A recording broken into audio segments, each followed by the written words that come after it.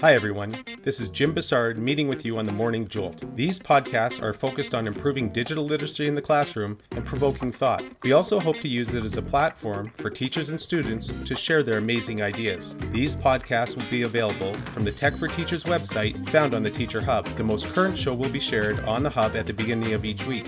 Also, don't forget, if you have a great idea or would like to participate in an upcoming Morning Jolt podcast, we'd love to hear from you.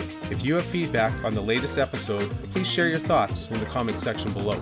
Okay, so this week we are meeting with Andrew Abey for Tech for Teachers to share our podcast. We're going to be talking about academic achievement and living a well-rounded life, and hopefully getting some information on how to have more success in school, but also having success in life. So I'm really looking forward to this conversation. I know Andrew will have some great information to share, and I've been excited to have this conversation with him for quite some time. So welcome, Andrew.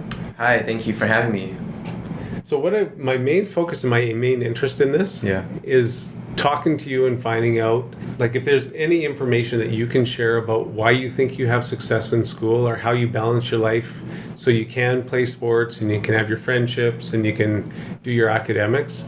Insight into what you do or what your daily life's like, because there's a lot of students out there that are trying to do things and trying to have success, but they're not sure exactly how to do it. They might not have the tools, or they might just not know how to do it, but they're trying. Yeah, I think it requires a lot of discipline, probably, because there's a lot of distractions nowadays with social media and all that. In your daily life, like, what would be a daily routine for you? Get up at probably 6:45. Yeah. Because I have band at 7:45, usually, Tuesdays and Thursdays. So I get up early, shower, get ready, eat. Sometimes I don't eat enough, which have to get up earlier for that. But so you skip breakfast sometimes? Yeah, sometimes, but I don't recommend it for sure. Okay. I definitely think a good breakfast starts the day off right. Because sometimes, like, if I do skip breakfast, I end up feeling hungry and just like lethargic throughout the day, and that affects my performance in like whatever I'm doing. Oh, okay. If you do miss breakfast, do you take advantage of the breakfast program? Oh yeah, that's a good school? thing too. Yeah, for sure. If I band, I'm there 7:45 till 8:45. Whatever last minute homework that I didn't do the night before, I'm doing it before class. And then I have class, then lunch. I'm in the leadership office with my friends. Yeah. We just usually like play cards or just talk. I don't usually do homework in school, actually. Right now you have a pretty small schedule because you're nearing the end of... Yeah. Right. But say in grade 11, you would have had a more complete schedule. You might have one prep per term. Yeah. During that prep, would you just socialize with your friends? Or would you ever use it for getting homework done? If I did need to, like, if I had questions on my homework, I'd be sure to use that time wisely and go to the teacher. But I didn't find myself using that too much. I usually just ate lunch and talk with my friends. But there were a few instances where, like, I was like learning something new and I didn't get it at all. So I'd have to go to the teacher for help or ask for clarification on something like that. So would you set up that appointment earlier, or would you just go try and find them and discuss it? Like, what was your way of, or your method of getting in touch with the teacher? Well, if I couldn't do it in class, I would try to do it in class, so then I don't have to worry about waiting for it to do it later. Then I have something else to do, something that's taking up my time then. So I'd try to address it as soon as I can. And that's what, like, most things I'm doing, like, in my life, because I find myself, like, having to do a lot of things. So one thing you have to do is, like, you have to, like, make sure you address the things that need to be done, and, like, in your list of things to do, make sure you do it as soon as you can. So if I'm in the class already, and if I have time at the end of the class to ask a question, I do that then. So then I don't have to worry about doing it in my prep block or whatever. But if that does happen, I usually just, like, ask the teacher when they're free. And then if it's, like, after school sometimes, right, I go after school, or, like, whatever period they have lunch in, stop by for 5 minutes and ask them the question. Okay. Yeah. That kind of makes sense, like that idea of just keeping your slate clean. So as soon as a responsibility or something comes up that you need to take care of, you take care of it. Yeah, so you don't have to worry about doing that. So you're not worrying about it later already getting piled up with things as you go on throughout the day, right? So if you take care of these things, you don't have to worry about it later on. Yeah. That's a good point, because I know there's times in everyone's life where things build up and it's like, geez, if I would have just taken care of that at that moment, then I wouldn't be in this situation. Yeah. Okay, so you go through your day and you complete all your classes, you hang out with your friends. At the end of the school day, then what happens? Well, I go home. I was really bad at this, like in grade 9 and 10. I'd usually just go on my phone or like watch TV or whatever. But then like as grade 11 hit, I started accumulating more and more homework. And what I did in grade 9 and 10 was that I'd do like things that I didn't need to do, like right when I got home. And then I'd wait till like late at night to start on my homework. So when you say late at night, what time is that? Probably like 9 or 10. And when would you finish? I guess depending on how much, it would probably be 12. Sometimes like the latest I think I've had to do, like absolute latest, like once in my high school career was like 3 o'clock. 3 o'clock in the morning. You're still working on your... Because I procrastinated a lab or an essay that I thought wouldn't be that long. Started doing it. I figured out I needed to get this done, and I couldn't. If I needed to like get a decently good mark on it, I needed to spend more time on it. So it just ended up taking that long. I know a lot of people would say, okay, it's 9 o'clock at night, 10 o'clock at night. I still haven't finished or started my homework. Yeah. Forget it. I'm not even going to do it. But you do it. And you stay up, so you're willing to stay up till 3 o'clock at night. Although you put yourself in a situation where you didn't start until late at night, you still finished it. Those 3 o'clock sessions like made me realize that sleep is really important. So I learned from that event. Okay. So like never like procrastinate. That's what like I always, if I'm thinking of procrastinating, like now I'm thinking about like, what about that time I was up at 3 and like I was so tired, I don't want to do this. So I recall that event and I remember to do it earlier. So I don't do that anymore. But that late at night and you still have homework. I guess it depends. Like, are you willing to sacrifice that sleep for one night? But and if the assignment's really important, do it. But at the same time, sleep is important for your overall health, right? Mm-hmm. And they say like you don't like get back that sleep that you lost. Mm-hmm. But I try to, like in the weekends I sleep in a lot to like make up for the lack of sleep during the week. Okay. Yeah, I think like it really affects you if you don't get enough sleep. Because I find myself like just like really moody and like not able to focus on things. Yeah. If I don't get enough sleep. I mean, I've seen that with students in academics trying to get ready, and they put a bunch of time in the night before and they stay up really late. They come to school to write the exam and they're done. Like they have nothing left in the tank. So then they're just really upset because they work so hard and then they get to that day and they can't actually perform. And you see it with athletes too, that are anxious and they're maybe they practice too much. And they don't give themselves that time to recover and to get ready for an event, and then they aren't happy with the final result. So you're saying that there's a transition. So you learned from grade 9 and grade 10. You went, okay, I have to do this differently. Yeah, my behaviors throughout high school changed dramatically. Like I don't think I was fully prepared for like the hard work and like effort I need to put in during grade 9 and 10. But then I slowly learned what I need to change in my behaviors as I went on. Do you have set routines that you kind of follow as far as like when you have time to do your homework, or because you said you no longer leave it till late at night? So how did you change that? We didn't really talk about that. Well, I changed that by learning that 3 or 4 hours of sleep is really bad and I need to get more sleep. So I schedule-wise, I'd come home and eat something, and then I wouldn't do homework immediately. I'd probably play piano for a bit. Yeah. So that's your downtime. Like that's kind of your relaxing. Like give my like brain a de-stressor for me almost. Perfect. Right? Yeah. And then once I'm like focused and ready to go, I'd just get started. And I'd make sure like not to go on like for like hours and hours of homework. If I'm doing like homework, I'd put in a break every like 30 or 45 minutes so that I'm not burnt out and I can actually continue. Mm-hmm. So during those breaks, I'd just like talk to my family and maybe check my phone once in a while, but like not during when I'm studying anymore. Yeah. So where's your phone when you're studying? It's in my room, but in case I have like some urgent message, I don't use it when I'm studying for sure. Okay. Yeah. Now, do you game at all? Yeah. Okay. So this is often an issue is people go home, they'll go, okay, I'm just going to game for a bit. Yeah. And then after a couple hours, they're still gaming. How do you moderate that? I mean, I game sometimes with my brother. I just know, like, Recently, I just haven't been like too like interested in that, because I remember like in grade 9 and like grade 8 in middle school especially, I'd come home and game till night. Yeah. And then start your work at 9 o'clock at night. Right? Yeah. And then my parents were a help for me there too, because they were like telling me to lower my screen time. And would they moderate it for you? Yeah, in middle school, like after that, they were like, because it was getting very excessive, because I wouldn't like do anything besides doing that. So then they had to moderate for some time. Then they loosened their restraints. They told me that it was up to me to decide what's important and what to do. And then I just like slowly began losing interest in that. Yeah.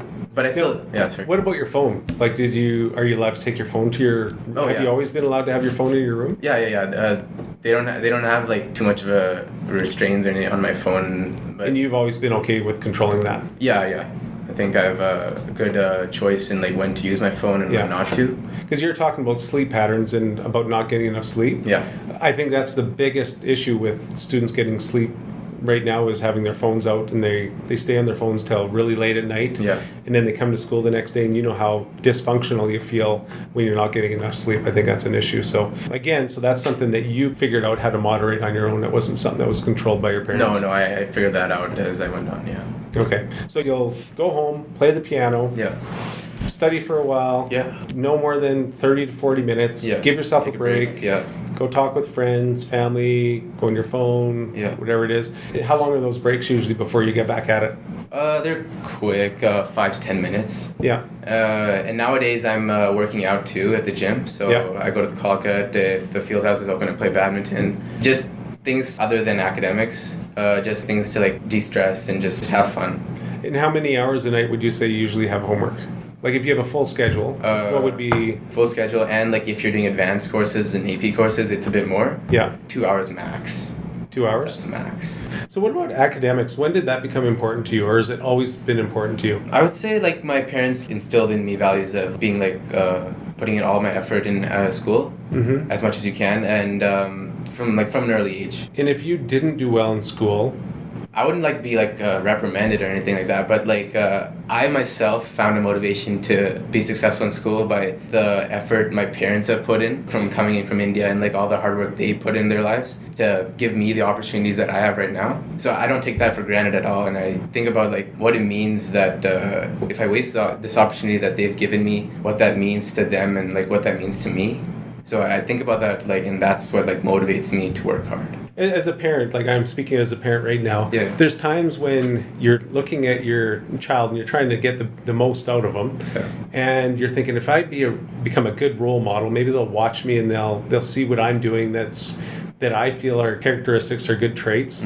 Or there's other times when it's a terrible thing you do. I don't think it works, but there's times when you hold it over your kid and you make him feel guilty. As far as your parents, like they work hard and they did a lot to get you in a position for you to have success, to motivate you. No, they would never like do anything. Like they wouldn't say like you have to do this. It's morely like me thinking about what they've done. Yeah. It's like self-motivation for me, like just looking at what they've done and like how that's inspired me to work hard. I don't think they'd ever like hold it, and they haven't done this. They haven't been like, I've done all this and you need to do this just so that wasting your thing. But it's what I'm thinking. So it's always been internal motivation for you. It's always been your expectations of yourself. Yeah, and my parents have also like been there to like support and guide me along the way. But I think internal motivation is a crucial factor in this. Okay. Sure. What about growing up? Reading. Did your parents read to you? Yeah, they. My mom taught me handwriting when I was really young.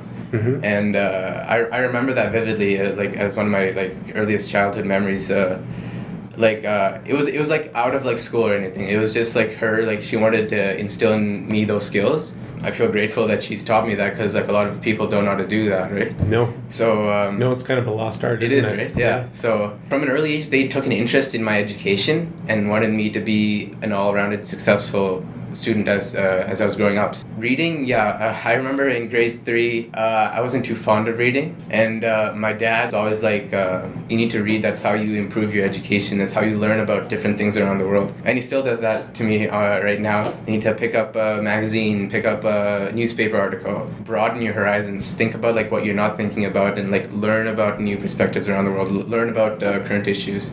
So how much reading do you do that is non-academic now? Like how often would you do that? Just read something for the sake of reading it instead of for a class? I'm doing that more now because I'm starting to develop that interest, and it wasn't as I wasn't as interested earlier on, and I'm starting to develop that interest now, and I'm starting to read more, probably like an hour or so every week. Okay. Yeah. And what kind of do you read, coming from a technology perspective? Yeah. A lot of people read different types of formats of writing. What are you mostly interested in? Mostly like things like Maclean's magazine, just like editorials and like stuff on current events, and Okay. just like keeping updated on what's the things happening in the world right now. So not novels? Novels, yeah, but like I read novels in class, but outside of class, yeah, sometimes I do find myself like reading novels if I have time, but nowadays I'm moving towards like nonfiction and like just like current events. Okay. Yeah. Yeah, I find I'm more of an informative reader than I am a reader to just read for enjoyment. Yeah. That's what I enjoy. I enjoy reading and figuring out information. Yeah. I've known you since you were in middle school from afar, but I've always been intrigued by you. There's always been moments where I've just observed what you're doing, and I've just been compelled to go, geez, this Andrew, he's a really cool guy. It's been small things. It hasn't been your academic success. It hasn't been your athletic success. It hasn't been your success playing instruments. It's been your success at being a good person. And when you did your speech for grad, your main focus was kindness. Mm-hmm. I'd like to share that that's the one characteristic or the one trait that I've always seen in you that I think's compelled me to just go, Andrew's a sensational person, because he has all these other things that he's done so well. But at the hierarchy of everything that he does, he thinks being a good person is really important. And when I coached you in badminton, you were one of the top players on our team. You achieved at the highest level anyone's achieved at our school for the last few years in badminton, but you were always the last person in the gym, picking up the last shuttle, putting away the net. How come that is still important to you when you're so good at all these other things? Well, I guess that goes down into my value system and beliefs, I guess. So I've been raised by my parents like that, I guess. That's one thing. My parents have always taught me like the importance of kindness, and how you treat others is fundamental and of the utmost importance.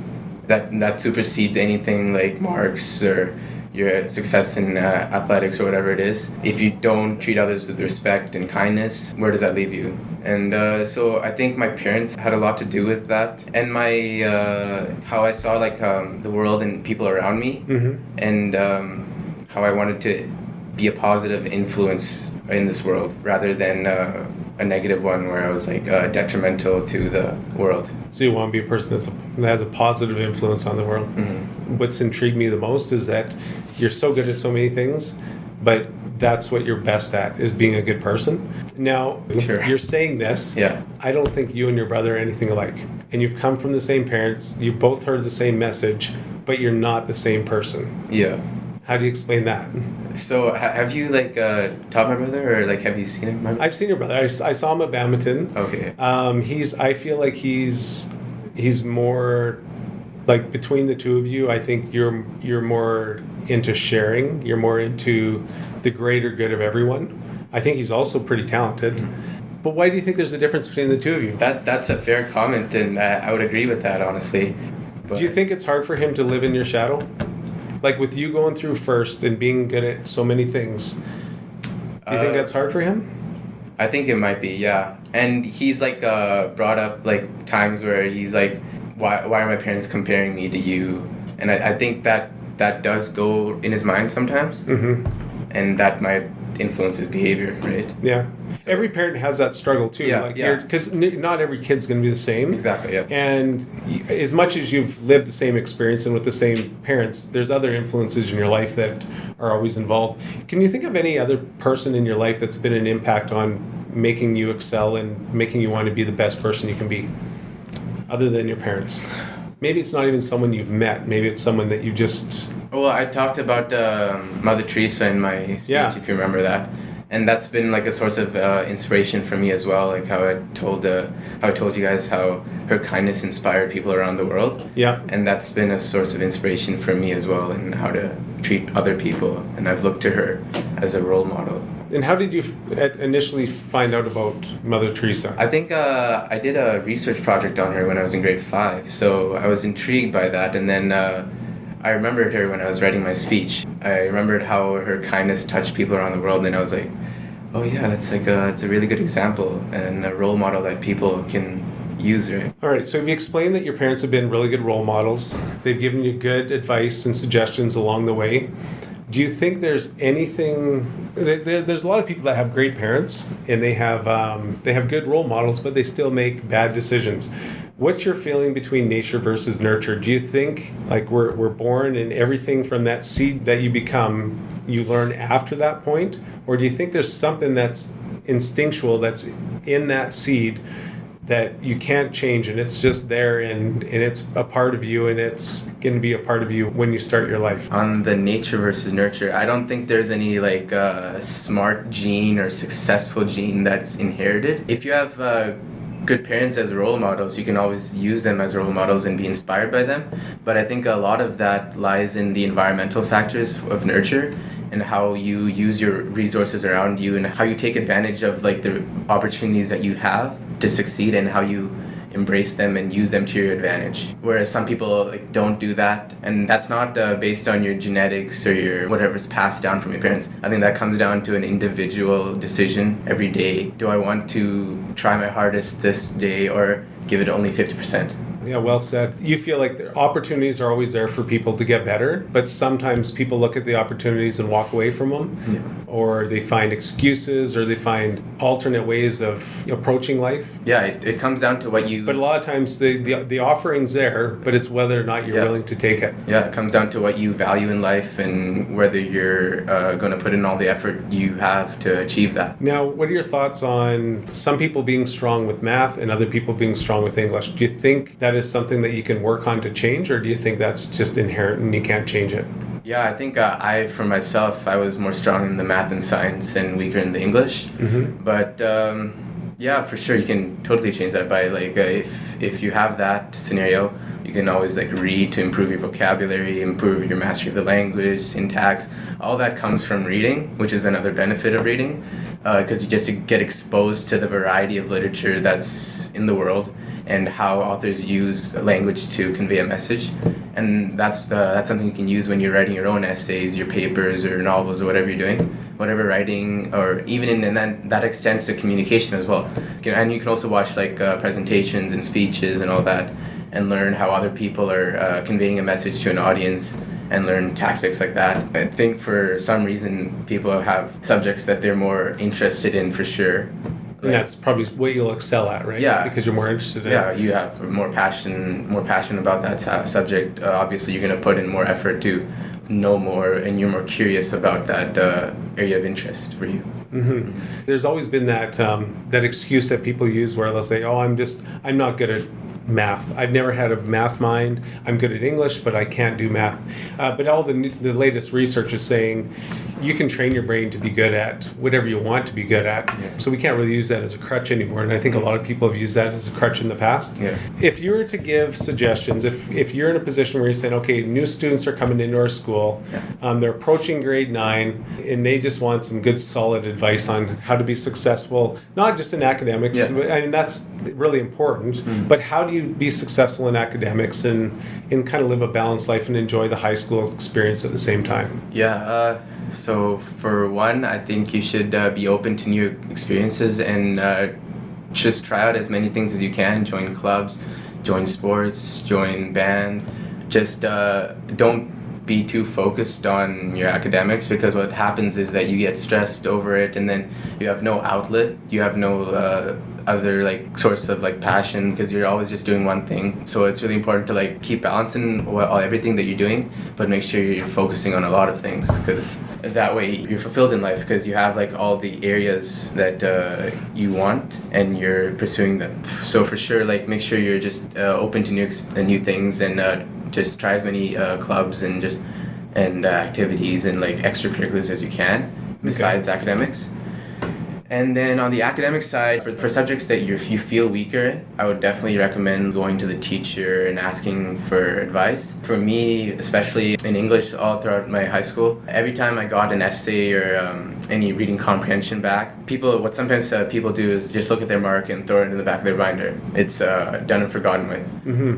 But I think a big part of like learning is making sure that you understand where you made your mistakes and figure out where to improve. And that comes with asking your teacher, asking your friends, and not simply just throwing it in the back of your binder, forgetting about it, coming to the next test, making the same mistakes again, potentially, not learning from them. I think learning from your mistakes is an important thing that you need to learn to do to be successful. Yeah, that's excellent. Sorry, would you say that you're a hard worker or that you're naturally gifted? I think I'm a hard worker. I put in a lot of effort nowadays into doing my homework and studying. Yeah, I think people can be naturally talented. I don't think I have any like exceptional talent at memorization or like learning information faster than other people. I think that's possible for sure, and people have that, but I don't think I have that for sure. No. Okay. I don't have some intelligent IQ or anything above the charts or anything. Are you sure? I'm pretty sure, yeah. All right, Andrew. I think that wraps everything up. We had a fantastic conversation. I truly enjoyed myself, and I'm very excited to share your insight and your information and knowledge with the rest of the staff and with the students at Hunting Hills. So thanks again very much, and I just want to let you know that we really appreciate your time. Yeah, I hope whatever I've shared will help students learn tools that they need to be successful in school, and I hope that'll help teachers as well too. Okay. All right. Thank you very much.